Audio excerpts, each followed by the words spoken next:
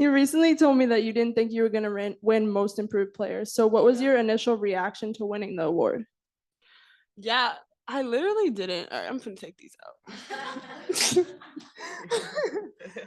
But no, I definitely didn't think so. And not because I didn't think I deserved it, just because I mean Connecticut, we don't get the Dijonai Carrington, taking questions in the room and then on Zoom. Anyone like to start? Here.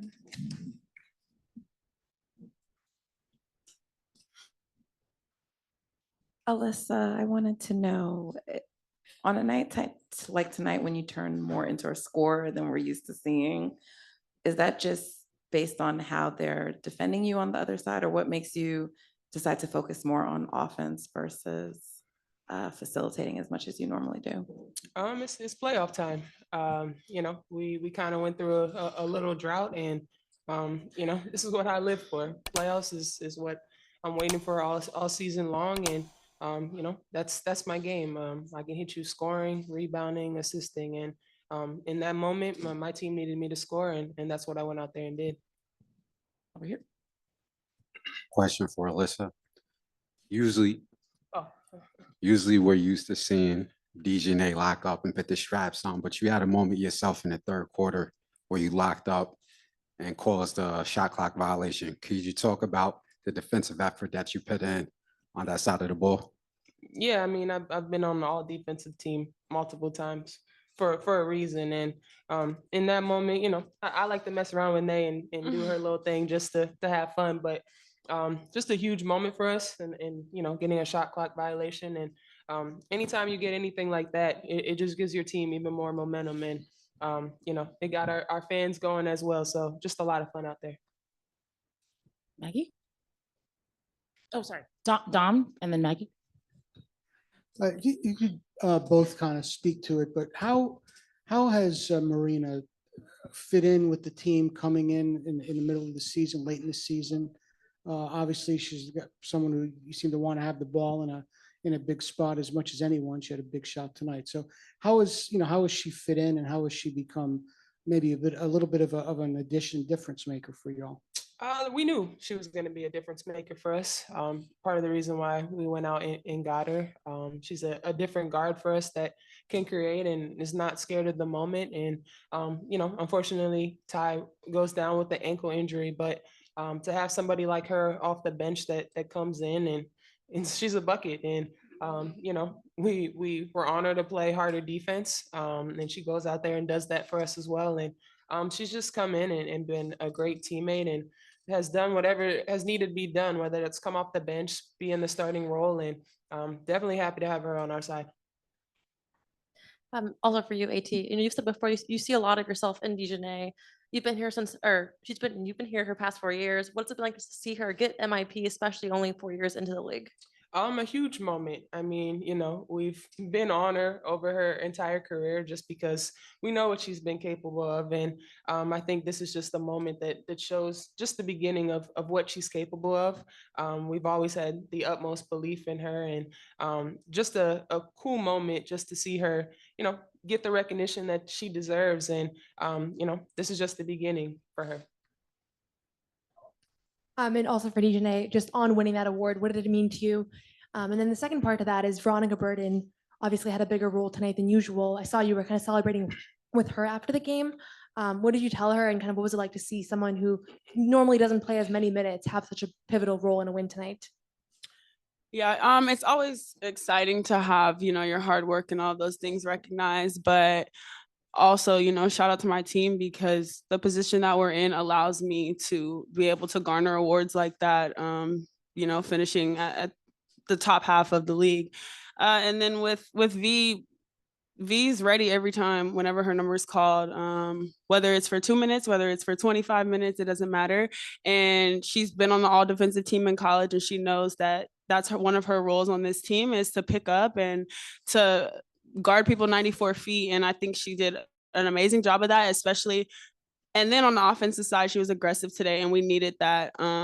We really did. She had to step up. Like AT said, Ty's down right now, and other people had to step up between her, Liv, Marina. Like they had to step up, and they did that. this question's for both of you. There's been a lot of noise across the country heading into this series and before each game, but before each tip-off, from each tip-off to the final whistle, the Sun have been locked in, professional, and taking care of business. What does it say to the professionality of this team that you've been able to shut out the noise? Honestly, it's been a lot of nonsense. I think in my 11-year career, I've never experienced the racial comments from the Indiana Fever fan base. We had her face on a serious matter that happened in this world, and it's unacceptable, honestly.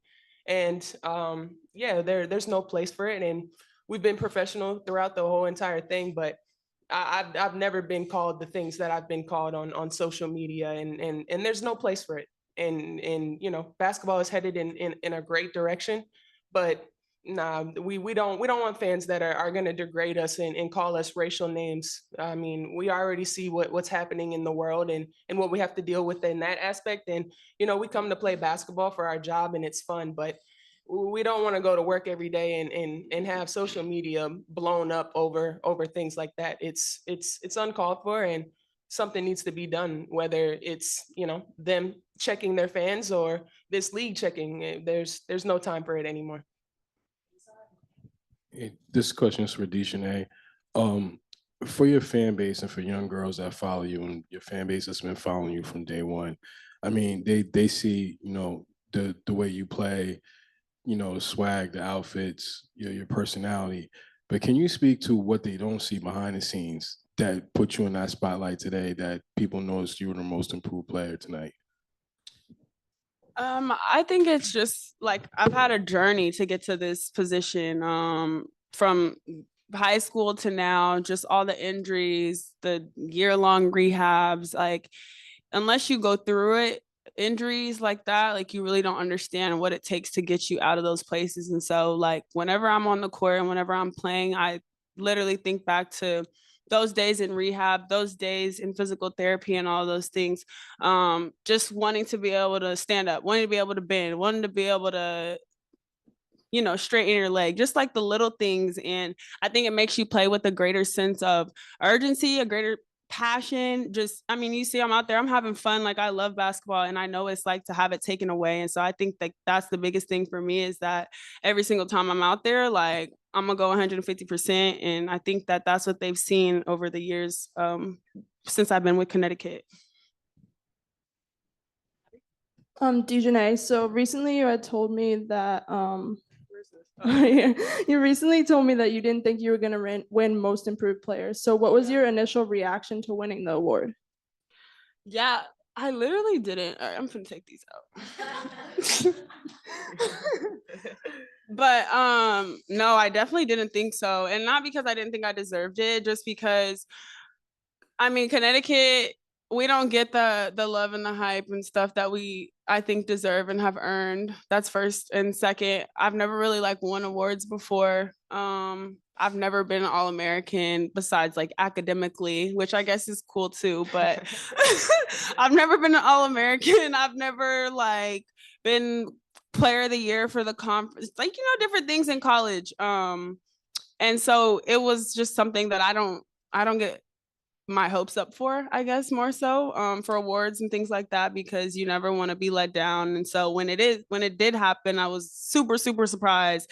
They were like, Kathy wants to call you. And I'm like, oh my God, what did I tweet this time? But it was good, because Jen didn't tell me it was for something good. But yeah, I was just excited. I was at home, and it was a special moment to share. AT, I know you don't know who you're playing next, but you do have a couple days to rest, recover, recuperate. What's it going to take to win that next series, whether it's Minnesota or Phoenix for you guys? Yeah, first, I'm just proud that we finally got it done and won a 3-game series. We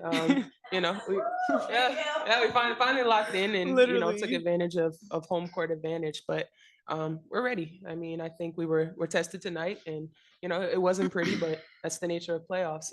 And we pulled out a gutsy win, but this team is hungry. We're ready. As you can see, our bench, everyone on our bench is contributing as well. And we're just having a lot of fun, and we're ready for what the playoff journey is going to unfold. Nay, you know, you're on lockdown season, seatbelt season this year. First, who gave you the name? Where did it come from? And who is on your Mount Rushmore for defensive players? I can't answer the last question, but the seatbelt thing was like me and Ty's little joke for the beginning of the season. I think we actually had a presser here early on in the season, and she had mentioned it like it's seatbelt season. And then like the click it or ticket, my brother, he came up with that one. So shout out to them. But yeah, we kind of just ran with it. And I don't have a Mount Rushmore. I'm sorry. Taking questions on Zoom. Let's start with Nathan. Hey, question for Dijonai. What do you take away from this team's collective defensive assignments, which forced the Fever to heavily rely on their main three scorers who fell short tonight? I think everybody stepped up like defensively. We forced them into tough shots, whether it was shot clock violations or whether it was just, last second heaves. I think Marina did a great job when people tried to ISO her. Veronica, obviously, I had already mentioned that. Liv stepped up huge, and then you know what you're going to get from AT and DB every day. And so I think it was just a complete team effort defensively.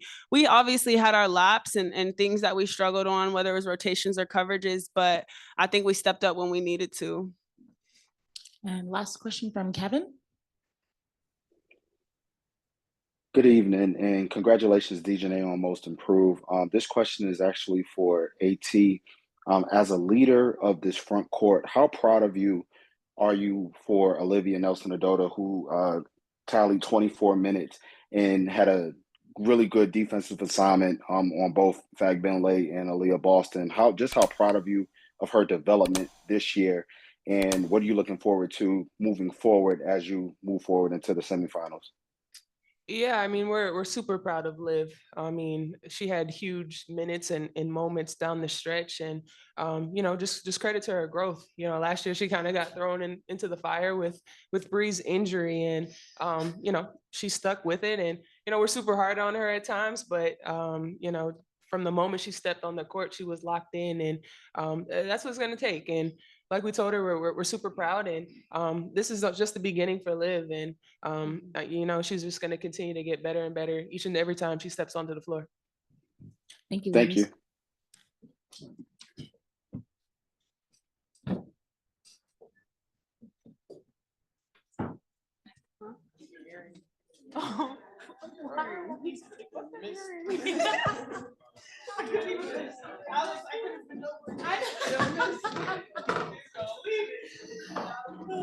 You want me to walk with them? Can you walk with them? Okay. All right.